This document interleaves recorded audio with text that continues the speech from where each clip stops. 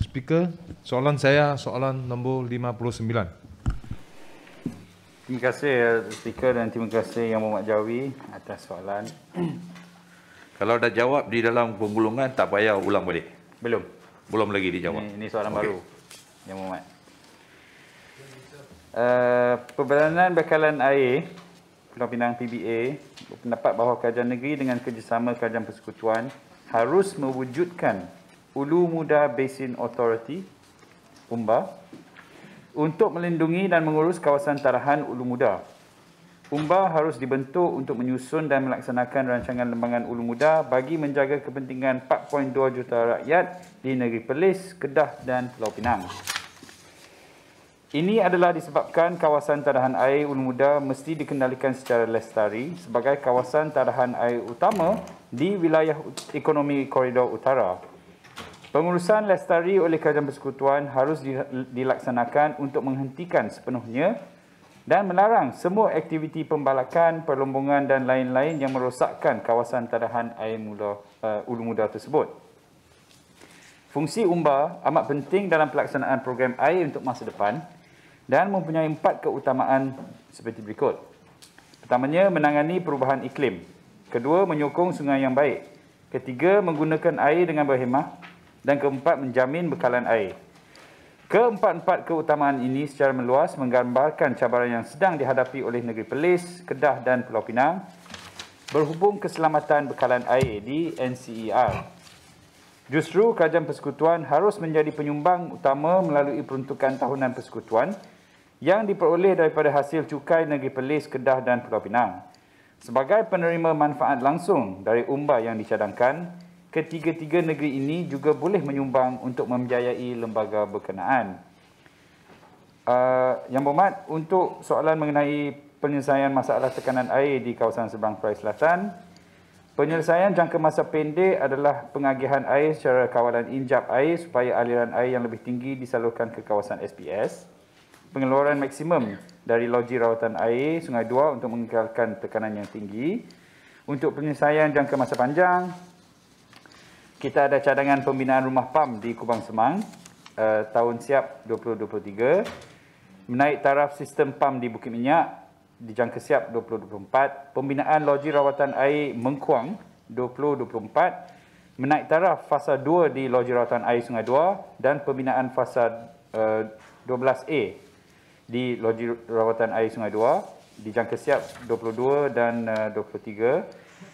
Penggantian pipe juga yang dilaksanakan pada setiap tahun. Terima kasih Yang Mohd. Datuk yang dipertua, soalan tambahan ya. Soalan tambahan saya berkenaan dengan bekalan air di masa hadapan di negeri Pulau Pinang. Satu kenyataan silam media telah dikeluarkan oleh PBA pada bulan Ogos di mana kita sedia maklum pembinaan lampangan terbang di Kulim akan menjejaskan daripada laporan EIA. Kita dimaklumkan pembinaan lampangan terbang Kulim akan menjejaskan ataupun mencemarkan Sungai Muda, di mana sedia maklum YB Padang Kota telah mendapatkan soalan ataupun jawapan daripada semasa di Parlimen baru-baru ini, di mana pembinaan lampangan terbang Kulim masih belum diluruskan. Tetapi soalan saya adalah berkaitan dengan apakah peranan kerajaan negeri ataupun PBA sekiranya pada masa hadapan lapangan antarabangsa Kulim diluruskan, di mana kita risau bahawa pembinaan tersebut akan menjejaskan sumber air di Sungai Muda dan akan mencemarkan alam sekitar. Terima kasih. Terima kasih Yang Mohd Jawi. Soalan tambahan yang cukup baik. Sebenarnya kerisauan kerajaan negeri adalah mengenai effluent yang bakal di-discharge kepada Sungai Muda. Daripada cadangan projek pembangunan lapangan terbang antarabangsa Kulim, itu satu. Tapi jangan lupa projek tersebut bukan hanya satu lapangan terbang, Yang Mohd Datuk Speaker. Projek itu juga membabitkan pembinaan satu aerotropolis. Ya. iaitu pembangunan yang besar-besaran. Dia memang pembangunan berskala besar, ada kawasan perindustrian dan macam-macam. Apabila kita ada kawasan perindustrian, aerotropolis, lapangan terbang, ya, syarikat-syarikat logistik dan sebagainya, sudah tentu akan ada effluent, ya, yang kita khawatiri akan masuk ke dalam air Sungai Dua dan menjejaskan bekalan air untuk 3 negeri, ya, sebab Sungai Muda adalah sangat penting bagi negeri Perlis, Kedah dan Pulau Pinang. Sungai Muda merupakan sumber air mentah utama, bukan saja kepada 3 loji rawatan air Sada dan 7 muka sauk JPS Negeri Kedah. Dan di Pulau Pinang kita mengambil air untuk loji rawatan air Sungai Muda dan juga 2 muka sauk JPS. Jadi ia sememangnya satu sumber air yang sangat penting, ya, bukan sahaja untuk bekalan air minum tapi juga untuk pertanian.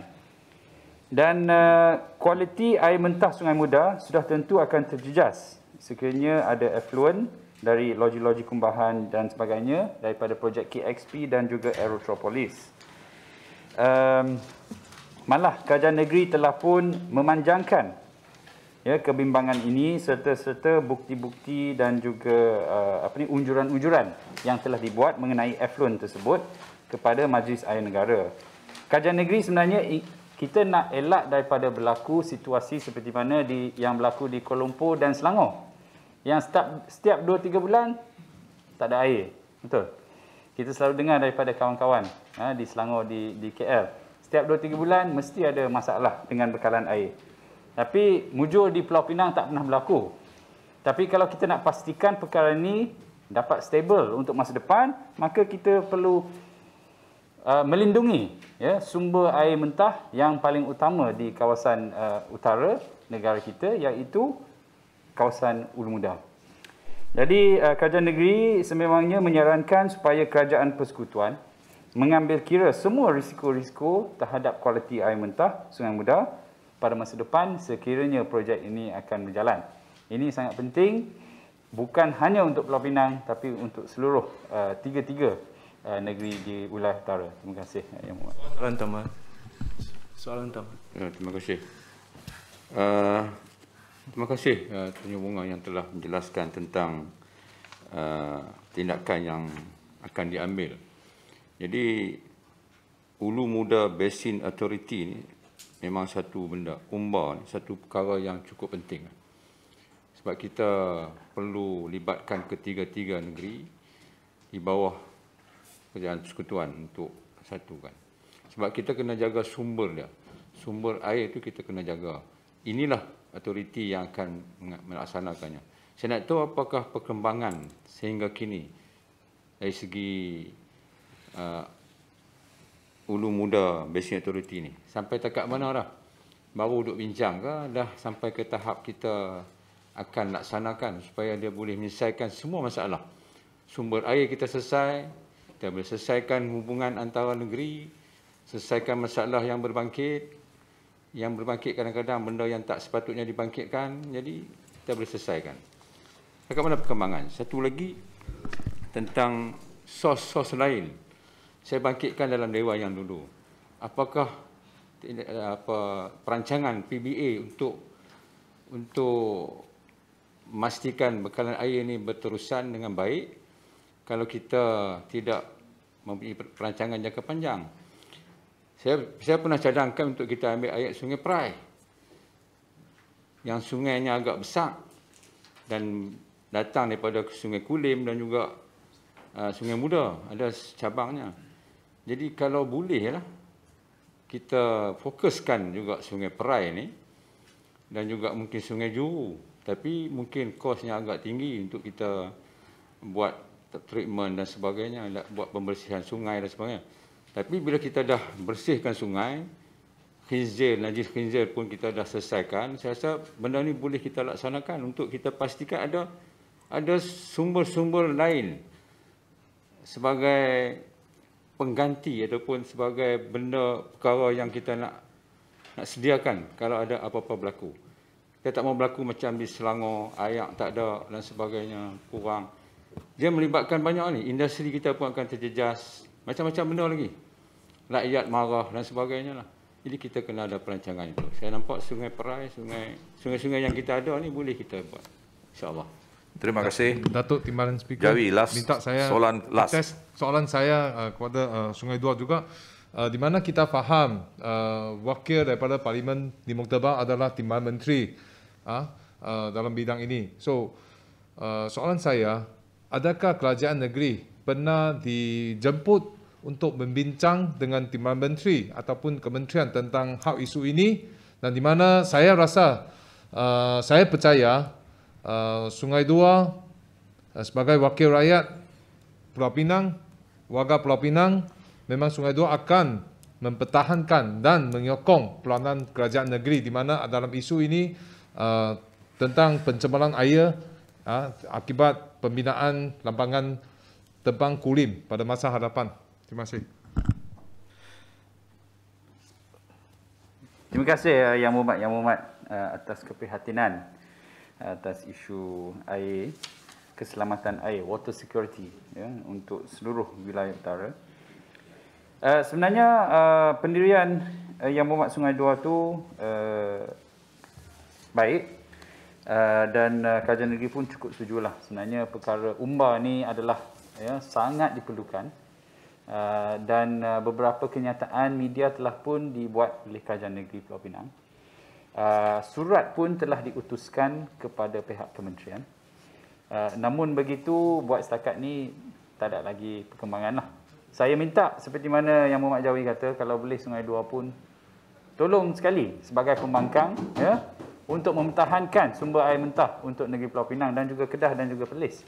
Ya, kalau boleh kita nak mewujudkan umbar ni supaya semua stakeholder termasuk kerajaan persekutuan dan ketiga-tiga kerajaan negeri dapat bersekali untuk memastikan, ya, sumber air dapat dilindungi. Yang Muhammad tadi ada menyebut mengenai alternatif, Sungai Perai sebagai alternatif. Ini sudah dalam perancangan kerajaan negeri. Kita sememangnya ingin menjadikan Sungai Perai sebagai salah satu sumber air mentah. Dan cuma kapasiti Sungai Perai kita dapati hanya dalam 136 juta liter sehari lah, MLD. Tidak begitu banyak, tapi akan membantu juga, dan kita sedang dalam perancangan. Namun Sungai Perai ini disebabkan kualiti air kurang